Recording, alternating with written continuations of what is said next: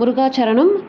வேல் வழிபாடு எப்படி செய்யறது? இந்த சித்திரை மாத கிருத்திகை நட்சத்திரத்தன்னைக்கு வேல் வழிபாடு செய்யும் முறையை பற்றி தான் நான் உங்களுக்கு இன்றைக்கி ஆன்மீக தகவலாக சொல்ல போகிறேன். வாங்க பதிவுக்குள்ளே போகலாம்.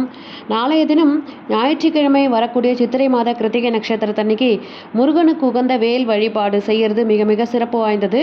மேலும் ஒவ்வொரு மாதம் வரக்கூடிய கிருத்திகை மற்றும் சஷ்டி தினங்களில் முருகனையும் முருகனுடைய வேலையும் வழிபாடு செஞ்சோம் அப்படின்னா நம்மளுக்கு சகல சம்பத்துகளும் சௌபாகியங்களும் கிடைக்கும்.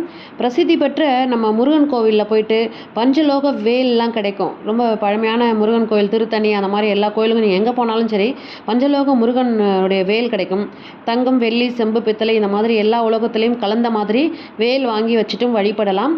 அப்படி இல்லைனா வெள்ளியில் சின்னதாக வேல் வாங்கி வச்சு வழிபடலாம். அப்படி வாங்கும் பொழுது அங்கே இருக்கிற பெரியவங்க யாராவது வயசில் மூத்தவங்க இருந்தாங்கன்னா அவங்க கையால் அந்த வேலை வாங்கிட்டு வந்து நீங்கள் வீட்டில் வச்சு பூஜை பண்ணுங்கள்.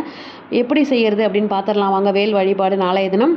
வேல் வழிபாடு செய்கிறவங்க பூஜை அறைக்கு முன்னாடி அதிகாலையில் நீங்கள் எழுந்து குளிச்சுட்டு முருகன் படத்துக்கு முன்னாடி ஒரு சிகப்பு கலரில் ஒரு மனையில் கோலம் போட்டுக்கோங்க. முதல்ல அந்த மனையில் சிகப்பு கலரில் ஒரு துணி விரிச்சுக்கோங்க. அது பட்டு துணியாக இருந்தாலும் சரி, நார்மலான துணியாக இருந்தாலும் சரி, அந்த பட்டு துணி மேலேயோ அல்லது நார்மலான துணி மேலேயோ வெள்ளி அல்லது செம்பு பாத்திரத்தில் ஒரு சொம்பு மாதிரி இருந்ததுன்னா அதில் பச்சரிசி ஃபுல்லாக நிரப்பி வச்சு அதில் வேலை சொருகி வைக்கணும்.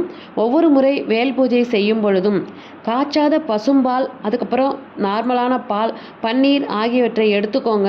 அபிஷேகம் செஞ்சுட்டு சந்தனம் இதாலெல்லாம் அபிஷேகம் செஞ்சுட்டு முக்கியமாக பஞ்சாமிர்தத்தால் அபிஷேகம் செஞ்சிங்கன்னா கிருத்திகை அன்றைக்கி மிகச்சிறந்த பலன்கள் கிடைக்கும். அதுக்கப்புறம் சாதாரண தண்ணீர், சுத்தமான தண்ணீர் வச்சுக்கிட்டு நீங்கள் அபிஷேகம் செய்யணும். ஒரு 5 அபிஷேகம் செஞ்சால் கூட போதும். அந்த மாதிரி அபிஷேகம் செய்யும்போது வேல் விருத்தம் பாடலை பாடிக்கிட்டே பூஜை செய்கிறது இரட்டிப்பு பலன்களை கொடுக்குங்க நமக்கு. வேல் விருத்தம் முருகனுடைய கையில் இருக்கக்கூடிய வேலை பற்றி நம்ம புகழ்ந்து பாடுறது தான். அருணகிரிநாதர் அருளி செய்த வேல் விருத்தம் முதல் தொகுப்பில் 10 பாடல்கள் இருக்குது. இந்த பாடலை பாடி வேலுக்கு மஞ்சள், குங்குமம், விபூதி அபிஷேகம், பஞ்சாமிர்த அபிஷேகம், பன்னீர், பால் எல்லாத்துலேயும் நம்ம அபிஷேகம் நம்மளால் முடிஞ்சது 5 அபிஷேகம் செஞ்சுட்டு அவல் பொரி, கற்கண்டு அல்லது சர்க்கரை பொங்கல் நைவேத்தியம் செஞ்சுட்டு முருகப்பெருமானுடைய மந்திரங்களை உச்சரிச்சுட்டு அன்றைய தினம் வெற்றிலை தீபம் 6 தீபம் ஏற்றி நீங்கள் வழிபாடு செய்யுங்க. கிருத்திகை நட்சத்திரத்தன்னைக்கு மாலையில் முருகனுக்கு 6 தீபங்கள் நெய் தீபங்களாக ஏற்றி வழிபாடு செய்வது சகல செல்வங்களையும் வாரி வழங்கக்கூடியதாக அமையுங்க.